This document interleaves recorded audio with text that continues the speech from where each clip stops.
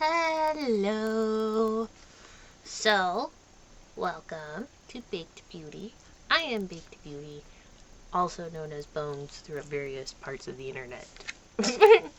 Usually I do beauty content. Today I'm branching out into the world of commentary just because I have some thoughts on the new Shane Dawson podcast that I watched, and I want to talk about it because I wonder if other people are having these thoughts, and the drama channels that I have seen haven't really talked, they've talked about it, but they haven't really given I don't feel like they've really given any examples of what they're talking about when they're saying Shane is making the same jokes that he's always made, and that he hasn't changed based on his behavior in this podcast. My experience with Shane Dawson as a creator is very limited. I only really watched him through his docuseries era of Empathy, which means I also saw his downfall throughout 2019, 2020, 2021, that whole thing. I've broken this down same way it's broken down in their video based on sections. First section is obviously going to be the introductions. There's 4 people on here. It's Shane Dawson, Ryland, his fiance, Jared, his brother, and Chris, their new cameraman. There's a lot of stuff in here that when they're talking that I'm like, why is this in here? There's no substance. There's no substance in this chunk that's in here. Why is it in here? It's not adding anything to the podcast. It is, at best, space filler so that they can hit that hour mark. I did want to make a point to say that within the first 7 minutes of the show, they did say the word gay between 10 and 15 times, making a bunch of it was to make a bunch of gay jokes. In fact, the podcast opens with a gay joke, so good job, Shane. For some reason, Ryland brings up unfiltered, uncensored opinions, and how that's what they're going for here. Which Shane immediately kind of is like, nah, I'm not keeping it 100, I'm keeping it 70, and that is almost exactly what he said. Where his brother Jared said he's keeping it 100, bareback in this bitch. So, we see where they stand. Then they have this another discussion where I'm like, why is this in here? Is talking about how woke Chris is, and how he is the wokest of them. But even then, apparently, Jared has determined he's a casual woke, because if he's being driven through a Chick-fil-A, he won't, throw a fit about it. I'm very confused what that means. Ryland wants Chick-fil-A, so he's gonna drive through the thing. He's not gonna ask Chris his opinion, because he's like, I want this, I'm getting that. Chris isn't gonna be a jerk, I get, and throw a fit and be like, no, I'm not gonna eat this is disgusting fucking food, and I'm not gonna be in here, and get out of the car. Is that what you're expecting? Because that seems very childish. That seems like you're expecting a very childish response from somebody who you consider woke, which just leads me to another mindset. Then they got into how Chick-fil-A, the reason Chris doesn't like Chick-fil-A is because they're anti-LGBTQIA+, and he is a gay gentleman. Ryland was like, oh my god, does this mean we can't eat there anymore? And Chris was like, I think he apologized, and Ryland said he apologized, so he should be forgiven. I hope. So apparently for Ryland, if you apologize, you get to be forgiven, which is something to keep in mind. Then they go into guest ideas. Shane wants to bring on controversial figures, and the first guest he wants to bring on is Caitlyn Jenner. I don't know why he wants to go for controversial figures. He then says, I don't want to censor myself, but I'm afraid I'll say something that will get me canceled. Again, he doesn't want to censor himself. He wants to be unfiltered, but not 10 minutes ago, he's talking about how he's not going to be 100. He's not going to keep it. He's not going to be unfiltered. He's not going to be uncensored. He is going to censor at least 30%. He's censoring 30% of himself, apparently. This leads on to changes. Have you changed as a person? He says, I'm 33, almost 34 years old. Of course I've changed. Which makes me think that Shane is the passage of time period will make me grow. And that's not how it is. The passage of time can help you grow. It can help you take a step back from something. It can help make you open to learn about that, but I don't think the passage of time, just period, is going to allow you to learn the lessons that you need to be a better you. Whatever a better you is for you. There's a bit about turning Chris into a Peruvian icon, another thing where I'm very confused, like, why it's in there. And they want to do, like, a little bit where it's, like, every podcast, which I think would be really cool. So here's the thing. I think this would be really cool if, like, every bit they had, like, a Peruvian fact. That would be really cool if that's something that Chris was interested in doing, like, expanding and learning about Peru and the culture and the history and all of that stuff. That would be cool. I would really enjoy that. However, my hope for that was kind of ended when Shane had to point out that they were going to have a non-offensive theme song for that section. And I was kind of like, what were you planning on doing? But I think that goes back to this idea that Shane has talked about, which is for him, the more extreme things are, the funnier they are, whether it's something that's funny or not. They're still in the guest section, and then they start talking about intentions, which I'm not entirely sure how any of this segued into other pieces. Like, it was just, I don't really felt like it flowed, but that is just a me thing. They did say it was just a test episode, but I'm also kind of like, if it's just a test episode, why are you uploading it? I have test videos. They don't get uploaded. They get deleted once the tests have been completed. But one thing that struck me that I personally don't agree with, that they all agree on, is that intention is all that matters. Jared expands on this by saying, I apologize when I bump into cats and dogs. I don't want to hurt anyone. That's where his thing ends. But it kind of hangs off the end. But I'm not going to censor myself. Because keep in mind, he said he's going to be unfiltered. He's going to be uncensored. Which means people's feelings are going to get hurt. But he wants you to know right now that he does not intend on hurting your feelings, whether they get hurt or not. And that bothers me. The intentions bothers me. The intentions bit bothers me a lot, because when you say my intentions are all that matters, that means that you're excusing away your responsibility of any pain or hurt you may have caused another person. When you hurt somebody, you can say, oh my God, that was not my intent. But that doesn't undo the hurt. That doesn't undo the pain. You still have to address that. You still have to make amends for that. So your intentions don't matter, because nobody can see those. Nobody can see your intentions. They can only see your actions. They can only hear your words. And if you're not making an effort to make it so that their feelings aren't hurt and you're able to articulate your point in a way that is not going to hurt people's feelings. Yeah, when you rely on an intent is all that matters, you're taking away your agency and basically making it so that the other person can't criticize you when you hurt their feelings. And that's not okay for me. Personally, that's not okay to me. Shane and Ryland do admit that they do enjoy nitpicking and starting these little fights with each other on camera.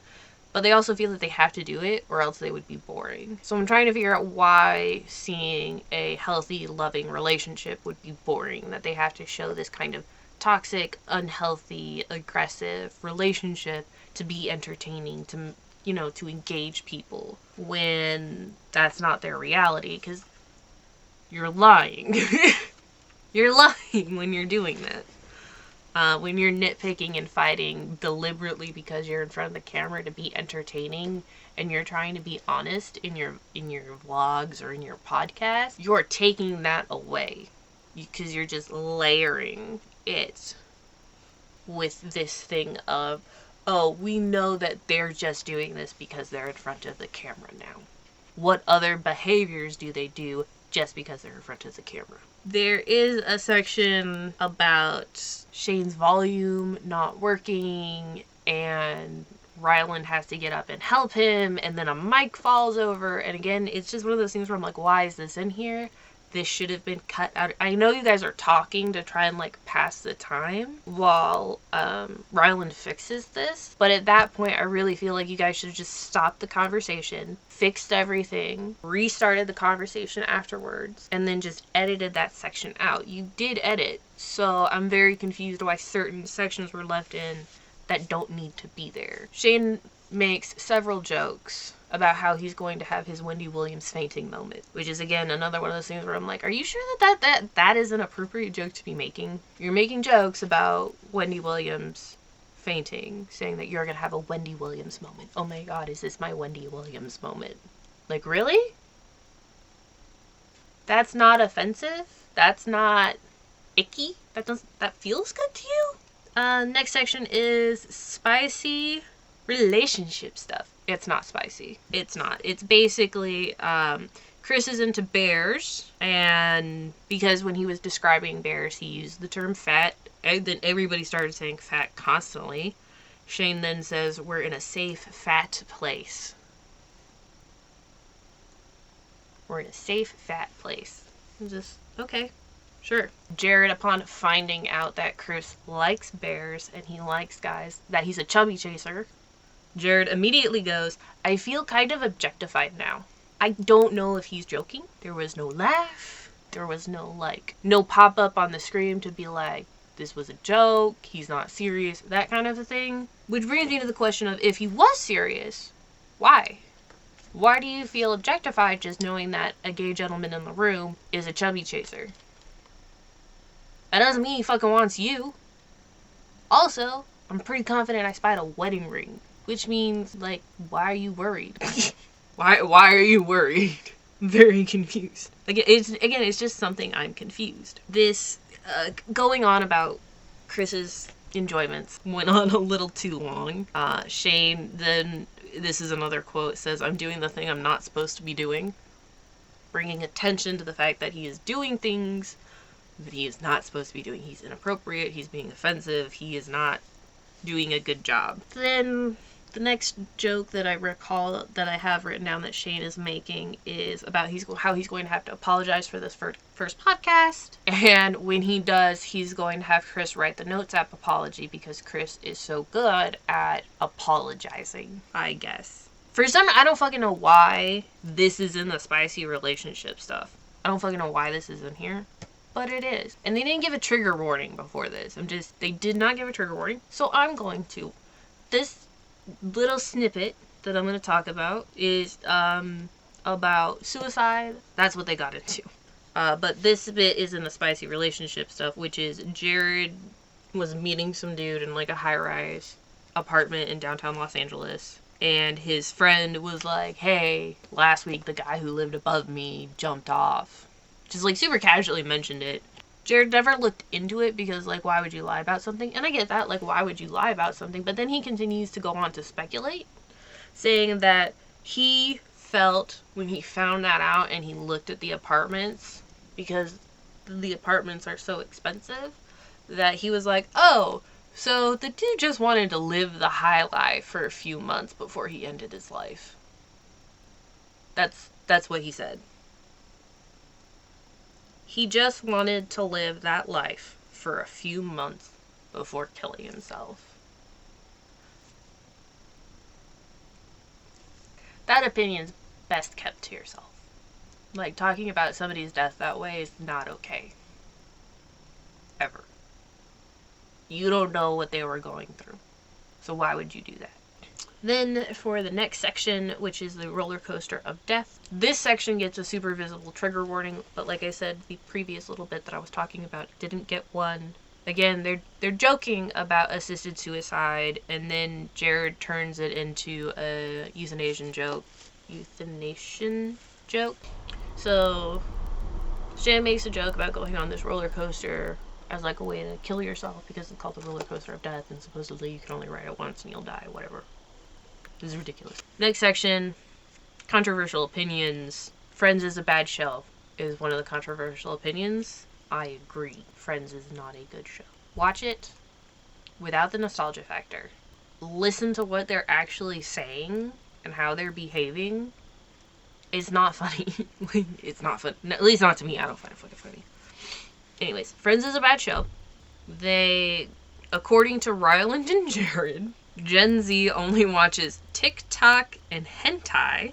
And apparently, if you don't like Friends, you only watch hentai. Now, I know I'm acting like a lot of this is serious. They're laughing at a lot of it, but I'm also kind of like, some of the stuff they repeat so frequently that it's like, okay, you must honestly believe, like, do you honestly believe this? I'm very, every time that there's, like, that they're like, oh, we're gonna go to a break, where you would, like, insert sponsors, like, immediately after Shane says the word break, Jared immediately, like, jumps in to start talking about his nutsack. And then it's just a jump cut to the next, whatever they're gonna talk about.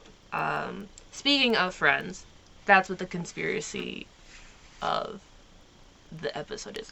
So this whole thing that's titled Conspiracy Theory, you get to the conspiracy theories within, like, the last 12 minutes of this 58-minute podcast episode. And it's a Friends conspiracy. So apparently, the voices sound more high-pitched in some episodes. So, because he is who he is, he was like, oh my god, why are some of the voices so high-pitched in some of the episodes? And apparently that's a big conspiracy. I don't know. I don't care. And then he was like, yeah, and I was listening to an interview with, I think it was Jennifer Aniston, and they were talking about it, and she's like, yeah, I like the episodes, except for the ones where they sped up to fit in more commercials. That's why their voices are high in some of the episodes, is because they sped up part of the episodes so they could fit in more commercials. And Shane's like, oh my god, I knew it. I'm like, it's not a conspiracy, it's the fuck. Then Rylan asks, what does it mean to sell your soul to the devil? But he was asking that to Shane in, like, a previous scene. Like, the way they talk about things is all over the place. So this is when the conspiracies, like, really start coming out, is when they talk about selling your soul to the devil. Rylan specifically is talking about Katy Perry, which, is there a conspiracy theory that she, like, sold her soul to the devil? That'd be fascinating. I'm curious why. Jared says that selling your soul to the devil is the main evil agenda pushed by the powers that be, which I don't know what that means. I don't know what the evil agenda that the powers that be are pushing. So there's that. He also mentioned something about initiation rituals and hidden rooms that rappers have to go into. He says that music sounds the same because they want to keep us on a low frequency with no enlightenment. And apparently Jared is also the designer of who has not sold their soul to the devil, because they're like, well, what about this person? He's like, yes. And they're like, what about that person? He's like, no. And it's like, huh? That's it. That's all I got. I am just confused by that. He broadens it to be like, I am at your service via contract. To be at the service of another person via a contract is what he says selling your soul to the devil is. He also describes some, like, super toxic behaviors after that. And it was boring. 3 pages of notes. And without my notes, I don't remember the podcast. All I remember about the podcast is that watching it made me feel icky. And now that I've gone over this, I remember why it made me feel icky, which is why I wanted to talk about it. I don't know. I know I can't. I have difficulties relaying tone and understanding tone. So it's totally possible that some of these things are jokes, but I'm also kind of like, why would you joke about that? You know, even if it is a joke, why are you joking about that thing when jokes along that line got you in trouble in the first place? It does not show growth to me. Yeah, I think that's it. Let me know what you think in the comments below. This is my first time doing a commentary video, so I don't fucking know. We'll see what happens.